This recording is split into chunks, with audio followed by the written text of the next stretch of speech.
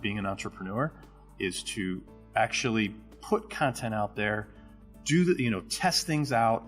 We're going to fail. We're going to correct that and then make it better. But it's never, ever, ever going to be perfect.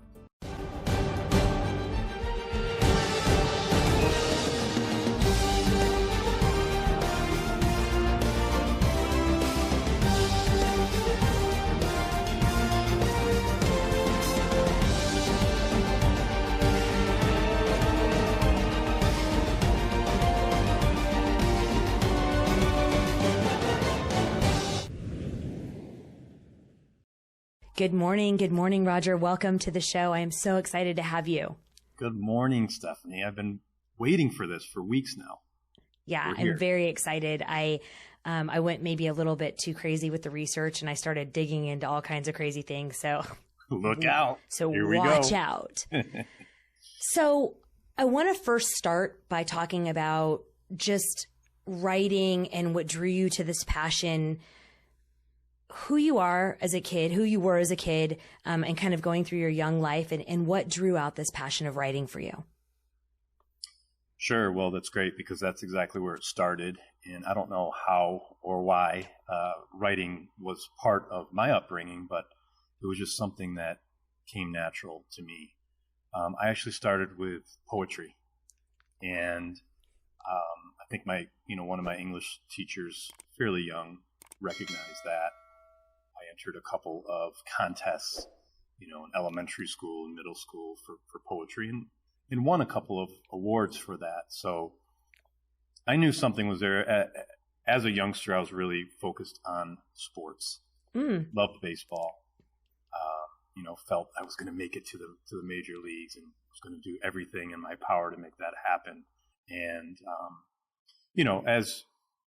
as you grow up as a teenager, especially in a small town like I did, if you have any level of talent, it only goes so far.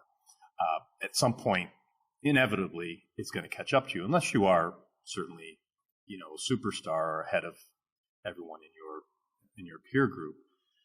But so athletics and poetry were but no one really knew about the poetry. I kept that to myself and my immediate family. My aunt, my father's aunt, so it would be my great aunt, she was a writer. And she learned, through my parents that I was writing. And she lived she split her time between Savannah and Portland, Oregon. And she would call me and we would have discussions about it. And it was interesting. So as she got older, she always reminded me and said, look, continue to write. It's something that you could do for the rest of your life. So that was always in the back of my mind. So how did you pursue it? So you did it in elementary school. We all know high school sports gets tough, and you're doing kind of both of these things and still trying to grow up and to be this, this amazing man. How are you doing it? How are you splitting your time? Well, look, I mean, the truth of it, back then, I was spending very little time on the writing. That was a hobby. Who knows how many hours, maybe, a couple of hours a month. So it was nothing, where I was spending a lot of time on the athletics, on the baseball, going to the weight room, doing all those things to improve, all the way through high school and actually into a couple of years of college. I played baseball. But again, writing was always in the back of my mind. Now, at the same time, I was an entrepreneur. So I had my own lawn mowing business with my cousin. I started a T-shirt business and did that for several years. So, like many kids, you have a lot of different things going on. But the writing was always something I enjoyed. And then it became, went to a point where if there was a death in the family or there was a special occasion, my family would ask me to write a poem. And it kind of put pressure on me. So, if someone dies, 3 days there's a funeral and you have a deadline. You have a deadline. So it's like, oh my gosh, I have to write this poem. So that happened quite a bit. And then when my wife and I got married, I wanted to write a special poem for her and insert it into the program in the church. So I did that, and it was called My Queen. And I took a lot of time to write that. And it's something that, we reflect on almost every year because it was such a big part of our wedding and of our marriage. So that's kind of how it all started. So Roger, when you were in high school and going up through college, and I know you have many different avenues right now of where you split your time and spend your time, I should say, from a job to a side hustle to another company to you have a bunch of things. Did you always know from a young age that maybe you didn't know the word entrepreneur, but did you always know that you were business minded and wanted to focus on having several different businesses? I guess I did. You're right. I didn't know the term entrepreneur or what that meant, but I grew up in a middle class family, right? So we didn't have a lot. Many of my friends had more than us. So anything that I wanted to acquire for myself, I had to earn it, So, and this is going way back. Even, I would shovel snow in the winter for my neighbors. I had a paper route. So even earning another, whatever it was back then, right, $15 to $25 a week was great because I would be able to purchase the things that I needed. And then as I got older, I figured that out. Okay, yes, I could have a job, but if I want to, get a nice pair of shoes or sneakers or whatever it was, I would need to find a way to earn additional income to make that happen. So, yeah, I guess I would say, to answer your question, I had, I guess, a knack for being able to just do what I wanted to do, in the time that I had to be able to acquire whatever it was that was of interest to me. So very interesting. I know you have 2 children. I have 4. And I was taking my son to school the other day. He's 12. Super, super insanely smart. Insanely smart. I'm not like a school kid, but just really can look at something and figure it out. Okay. Yep. And I was just having a very open conversation with him, and I said something to him, and I was talking to him about my paper route and making barrettes and hair ties and stuff when I was younger, the kinds that you weaved in that the girls had in their long hair. And I was talking to him about buying supplies and taking the bus and things like that. And we were just having a very open conversation. And it was actually really interesting because later on that day, I picked him up from school and we were driving, and he said, "Mom, when you said you had to buy it for your own things, what did that mean?" And so I said, "Well, we had nothing. So I wouldn't necessarily even call us middle class. We had nothing. My mom was a single mom. My father had passed away when I was very young, and my mom had to put our clothes on layaway for the year before until we got our clothes. So I didn't even know what Nikes were. We didn't have Jordache or Schmidifers or any of the things when we were young. We didn't have any of those things. But I remember the very first time that I got my own money and I went to the store with all of my own money to buy my first pair of, whatever it is. It was so compelling that I remember it now. And my husband told him the same thing. My husband said, our parents would buy us 2 or 3 pairs of jeans or 2 or 3 t-shirts. But if we wanted, OP or we wanted Nikes or we had to buy those. And that's how we contributed to our family. And it was so compelling for him. He was like, I don't even know what I would have to do if I had to buy my own cleats or my own futsal shoes or my own shoes or my own jerseys. And it really affected him. And then when he saw how much each of those individual things were, he was like, how could I ever make that much money? Which leads me to one of the things that I read about you that was so incredible. And it was start before you're ready. And so I talked to him about this, Roger. I said to him, well, because he was like, how would I even start a business? And what would I even do? And I started talking to him about the initial fears of doing something and how to start. Walk our listeners through what start before you're ready means and where you came up with that concept. Well, again, it took me probably 25 years to figure this out, or 20 years, right? So between 25 and say 45, I was extremely conservative. Although I was entrepreneurial and I did take action in a small way, I never did it in a big way. So I think we talked, offline one day, and I was telling you one of the things that I did was if I wanted to get into a game if I didn't have the money to get into a professional game or whatever it was, I found a way to do it. So, I was a photographer and I had a camera, and I would, call into the office, letting them know that I was going to be there to get credentials, and I would get into a game that way. So I figured these things out, but honestly, it took me a good 20 years to really understand the concept of starting before you're ready, which is not to perfect everything. Starting the podcast was the hardest thing that I ever did, because I was always holding everything, all my cards close to the vest, in that I didn't really want to let out who I am, the fear of the unknown. So, that I came up with that concept through listening to others, through interviewing people, that you really do have to start before you're ready to start, because it's the only way. It's like when we were kids and wanted to, jump in the pool, but we were afraid because we didn't know how to swim. We had to take that leap. Someone had to go in with us or push us in order for us to swim on our own. So it's the same concept, I believe, when it comes to being an entrepreneur, is to actually put content out there, test things out. We're going to fail. We're going to correct that and then make it better. But it's never, ever, ever going to be perfect. So I have a question for you. When you put content out, do you ever feel like, oh man, that's really good, that's going to land, and it just doesn't land? I used to, Stephynie. Okay. So and this is another growth move, I believe, is that at a certain point, I don't even know when it was, but I would say within the last year, I no longer think about, worry, or have concern about anything that has gone out. Yeah. I used to look at it and spend time, but now I put it out. It does what it will do. Mm-hmm. And then I'm focused on the next thing. So, I don't know if that answers your question. Yeah, fully. I think I think that's so incredibly important, because I really feel like you and I have spoken about this. I was careful.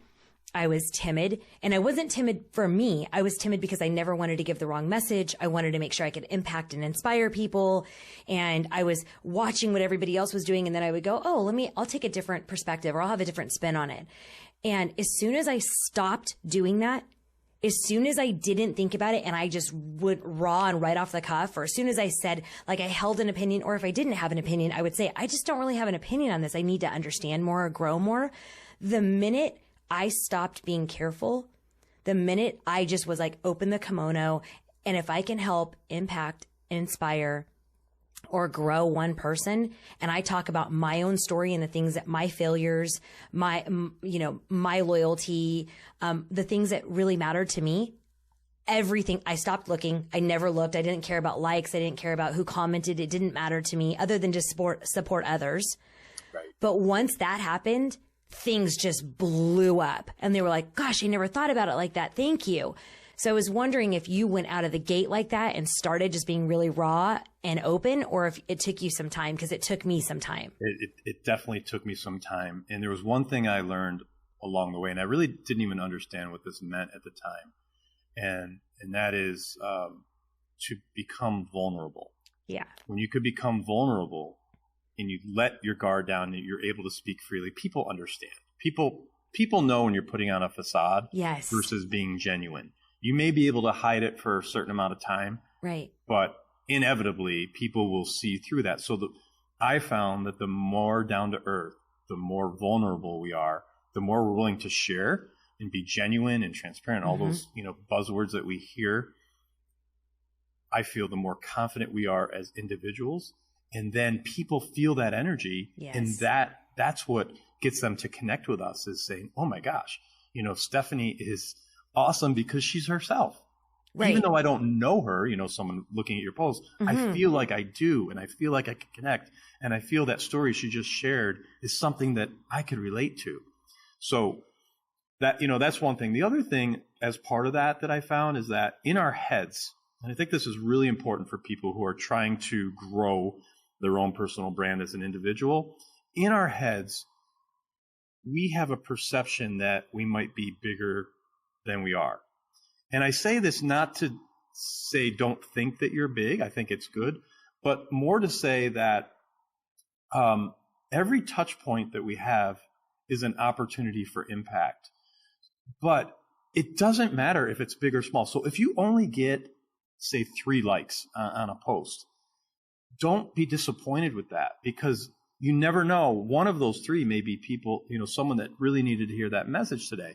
Then that 3 becomes 30, which could become 300. So it's a numbers game, in my opinion. But if you could remove yourself from the vanity, I guess, of the message that you're trying to make, everything changes for the better. And you could kind of just let social media, podcasts, YouTube, whatever you're working on, take on a life of its own. So, Roger, I feel like that's so important. So I feel like what you just said, our listeners really need to understand. It has to be authentic. It has to be vulnerable, and don't care about the likes. For me, Roger, I had something completely different. I never thought I was big. I always thought I was small. So I didn't want to, I was like, people go, Stephynie, share your story. I'm like, oh my gosh, so many people have had it so much worse. No, nobody cares about that. Or they would say, tell your story about how you were the youngest VP. And, and I was like, no, I don't, it's irrelevant. It doesn't matter. I just want to impact and inspire the people that are around me. So I thought of myself as very small. So when I got 3 likes, I was so happy. I was like, oh, great. I helped 3 people. When I got 3,000 comments, I was like, how am I going to get back to everybody? No, don't anybody touch that. I want to respond. And it became out of control for my head. For my head, I was like, how do I respond and touch? Like you said, impact, inspire, touch point. Just like you said, Roger, touch point. Every one of those people that have commented, and then it was 5,000 comments. And I was like, So it was very big for my head, and it was really hard. It's remarkable. And I do think it could go either way, right? We could feel we're too small or we're too big, whatever it is. But the result, I believe, is the same. And the way we approach it is the same, because, and I think we need to take that same concept of social media into the real world. I think that's where a lot of people make a mistake as well. It's so important, whether you work in, a job or a career that has 10 people in an office or 1,000 people or whatever it may be. Every interaction is important. And we take that for granted sometimes. And it could be at the grocery store, or especially at home.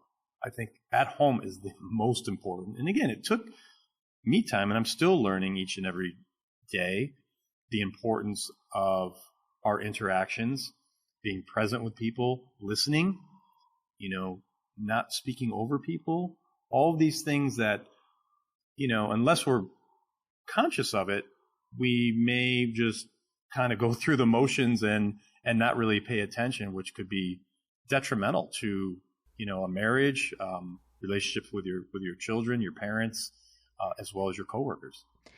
I think that is so incredibly invaluable, what you said, because I know for me, we're busy. I mean, you and I, Roger, we talk about how many hours are truly scheduled, right? Like they're just scheduled. And for me, I know I ran the management consulting firm for 16 and a half years. When I started the human consulting firm, it was a big going online, SEO, social media. It was a big thing for me. And so I was very distracted at home. And I remember my little one saying to me, do I need to schedule something? Mm-hmm. And that for me was like a knife through my heart. And so I made a conscious effort to, when they walk in. Now I will say, give me 1 second. I'm just finishing an email. Or I will say, in 15 minutes, please come back. I will say that. Okay. But I shut everything down. My laptop goes down. My phone goes on the desk, and I turn around, and I am so incredibly present with them, because it starts at home. It starts with how you treat your relationships at home, and how you treat your children, and how they see you interact. If they're seeing you interact and be on and happy and engaged and impactful with clients, but you're not at home, what message is that? Exactly. And to me, that is the most important role that we could take, is at home. Now, everyone's at a different point in their life, even people listening to this interview right now. So, if you're younger, it's the relationship with your siblings and your parents, right? As you Yes. get married, it's your spouse and then your own children. And then as your parents get older, the relationship with them and those around you. So it never really stops. There might be some shifting as you move on through your years. Mm-hmm. But wow, that's one thing that I really wish I took more to heart when I was younger. Because Absolutely. as they say, time goes by fast and you can't get those years back. It doesn't. And that, that's the one thing that I constantly talk to the kids about. Like, no matter you guys are fascinated with the billionaires and the Elon Musks and the Richard Branson. And I get that. And I want you to learn from them. But no matter what, no matter how well off you are, no matter what you have, you can never buy more time. So be careful in how and who you spend it with. So that's an absolute intrinsic lesson. I was reading about the sales conference in 2008 and the very first book, The Power of Loyalty. What stirred this emotion for you to do this? And tell me about the book. Sure. So I had been following this writer, Jeffrey Gitomer. He's known as the King of Sales. He put out a book called The Little Red Book of Selling, maybe in the early 2000s. I didn't stumble upon it. My brother-in-law actually gave it to me maybe around 2006, 2007. So I started following him, reading he had a whole series of books. So I read all his books. And he was hosting a sales conference down in St. Pete, Florida, that I went to. It was a weekend-long conference. And it was really great. I mean, there was a lot of rah-rah and those kinds of things in the room, which was all awesome. But one of the things he said that really stood out to me and others in the room is that as a salesperson, we're all in sales in some way, but if you want to stand out in your industry, if you want to get people to call you instead of you having to cold call them, the most impactful thing you could do is write. Either write articles for a trade magazine that may be associated with your industry, or even better, write a book. So, as I mentioned earlier, writing has always been in the back of my mind. At that time, I had written a few local books honoring some people in our local area, more of a coffee table style book, but I never really endeavored on writing an actual book. So I was in the loyalty and rewards space at that time, back in 2008, and I made a promise to myself that when I left that conference, I was going to go back and start my book. And I did. But, back then we didn't have all the tools that we do now. So it was a lot of trial and error. It was doing a lot of research on, how do I write a book? What do I write about? And just I developed my own formula and actually used Jeffrey Gitomer's book as somewhat of a blueprint to say, I like this style of writing. I want to do something similar. So I took that in, but I obviously wrote my own content, and it took a while. It took about 6 months, but I got it done. And then, as luck would have it, I sent the book out to several publishers, and Entrepreneurial magazine picked it up. So out of the gate, it was a great way for me to start as a writer. The book, was in all the Barnes and Noble stores, and, online books were just starting to become more popular.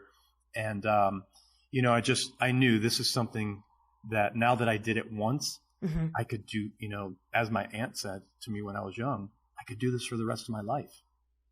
Wow. So what was the initial, I like to talk about the emotion of it, because once it's done, everybody just kind of closes. Like I was watching an interview with Brene Brown the other day, and when she finished, she was talking to me about what she did that night with her husband and like all of these different things. Okay. What did you feel after it came out and you started getting initial feedback? Yeah, well, I'll never forget the publisher had sent me a FedEx package with a book, and just opening that package to feel it and see it and go through the pages to say, oh my gosh, this actually came to fruition. The emotion of that, it's hard to even explain because it was incredible. Then, and I would do a lot of business trips. So if I was in Florida or wherever I might be and walk into a Barnes and Noble store and see the book on the shelf, that was a feeling that, is, you just can't, it's hard to explain again until you're in that situation.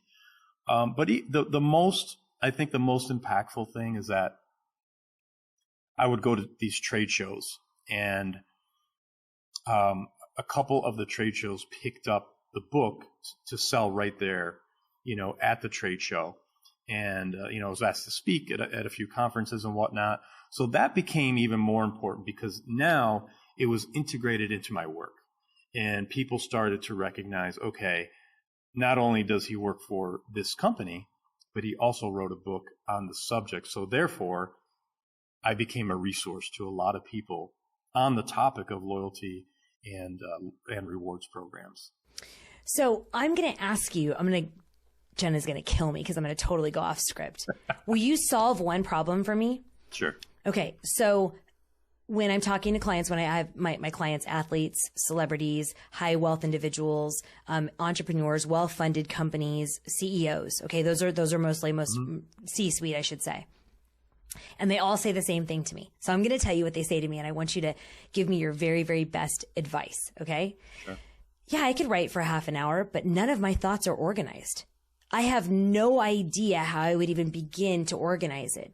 So I say, so let me ask a question. So you're thinking that you need to start your book from the beginning and go through succinctly all the way through in organized. Answer that question. Okay. So I'm so glad you asked that question because this inevitably comes up in every single conversation with someone who hasn't started yet, right? They're thinking about it. The very first step is to craft a very thoughtful outline.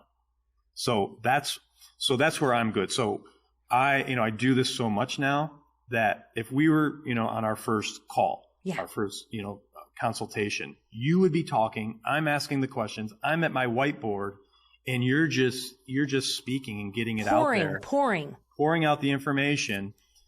I then, after that call, I put it in an email and an outline and say, okay, because that's me giving to you to say, you really may not know how to get started. Now, you could probably do the outline yourself, but that's me giving to say, look, let me give you a little boost here.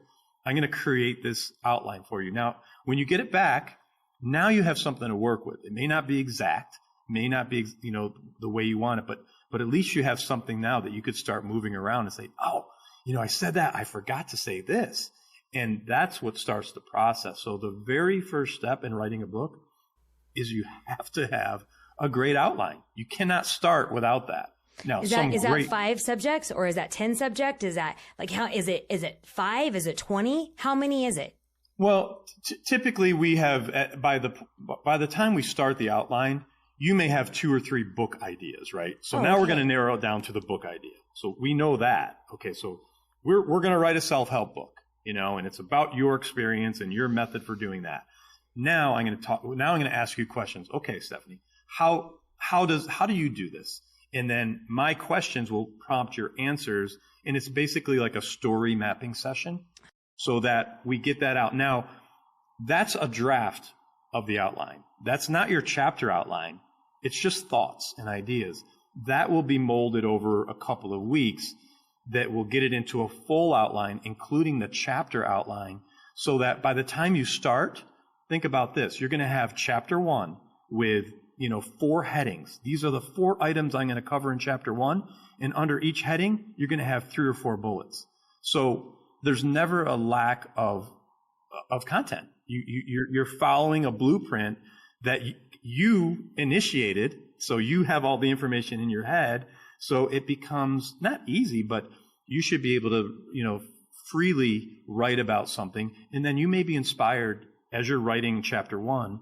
You already have the outline in front of you. So there may be something in chapter 8 that you go ahead and you write about that point in chapter 8 and then go back. So that's kind of the method that I use. And it just works because it's you providing the information to me that in turn turns into this outline that you take ownership of. that is so valuable, because for me, I would start and stop and start and stop and start because it wasn't organized. I couldn't organize my thoughts. And just like you said, you literally, it was almost like you served it to me.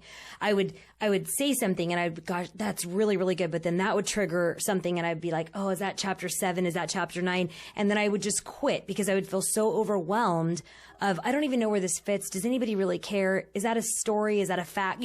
I was really daunted, I would say. So I think that that's really helpful for our listeners to reach out and actually create this process with you. Tell me about your podcast.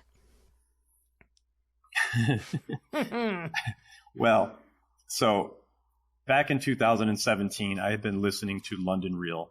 It was started by Brian Rose. He's an American, successful banker. He was on Wall Street. He moved to London back in, I don't know, early or mid 2010 or 12, something like that, became unhappy, and he quit his job and he started this podcast called London Real. The whole idea behind London Real was to interview people and get to the essence of who they are as a person. And he had on, some pretty amazing guests, even early on. He got on to, some really popular podcasts himself. And it just blew up. So I had received an email at the same time I was thinking about podcasting from Brian, because I was on his mailing list. Of course, it was a mailing list email, but it said that he was starting his own program, Learn How to Podcast. It was called Broadcast Yourself. So I invested in that program. It was an 8-week intense, very similar to David's. Actually, David's is built off of Brian Rose's concept of learning how to truly become a podcaster. And back then, even 4 years ago, there wasn't all the technology we have today to make it like this, very platform we're on, to make it a little bit easier for podcasting. So I took it very serious. And on the last call of the 8 weeks, Brian Rose made an announcement. And he said 2 things. One, if you want to use the Real brand in your name, you're able to do so. So I chose American Real, which is nice because it has the backing, or I guess the relationship to London Real. A lot of people know that brand. But the next thing that happened, I wasn't aware of. And Brian said, I'm choosing someone today to come interview me in London. And he says, I'm choosing Roger. And I was taken back. So within 2 weeks, I was in London and set up to interview Brian Rose live, on his show. And that really opened the door for me, to kick off my podcast. And I've been doing it ever since 4 years ago, and, have about 200 interviews now. What's the premise? In the books. The tagline is everyone has a story. So very similar to what we're doing today, having a heart-to-heart conversation, allowing the guests to speak about their story. And it may be related just to their work. Sure. Or it may be, might be similar to today, where you talk about a lot of different things that's part of that person's story, but really giving someone the platform and the opportunity to speak freely. And I commend you, because this is the type of conversations that I love to have with my guests. And, I really appreciate everything you're doing for yourself and your audience to bring and shed light on those wonderful guests that you bring to your show. Roger, you make it so easy. So let me ask this, Roger, what's the essence of you? I think when you break it all down, and again, it took me a lot of years to get here. It's kindness. I started this post once a week called Kind Magazine, and I randomly pick someone that I put on the cover. I think kindness is the most valuable trait we could have as a human. Everything else can revolve around it, good or bad. But if you have kindness in your heart with every interaction, then you're probably less likely to have an argument, confrontation, gossip, judgment, all those things that if you're not thinking about kindness, can easily creep in, and we've all been there, right? So again, I've tried to improve as a person, as a father, as a husband, as a son, all these things, keeping kindness with you at all times. So if you were to break down, that's what I, strive to be. Believe me, I'm far from perfect, but when it's there, when it's on your shoulder all day long, and that becomes part of your brand, then, it makes you feel good. It makes the day really flow nicely. It makes your interactions really positive. And, you could close your eyes at night and say, okay, I helped some people today. I still have more work to do tomorrow, but you could close your eyes and know you did your best each and every day. Roger, you are such an incredible inspiration. Like I said, humble, sweet, genuine, so warm, and just so willing to help others. We like to end our conversation with one question, which is, what is your biggest obstacle into opportunity? Biggest obstacle into opportunity? Mm-hmm. I would say scale. Scale is not easy to figure out. And, if you think about the program that we talked about, so I want to try to help as many people write their first book, right? How do I scale that? How do I scale that into opportunity, not only for myself and my family, but those that I'm coaching and helping? And it's a hurdle that, I'm close, right? You have spurts of like, okay, we're doing great.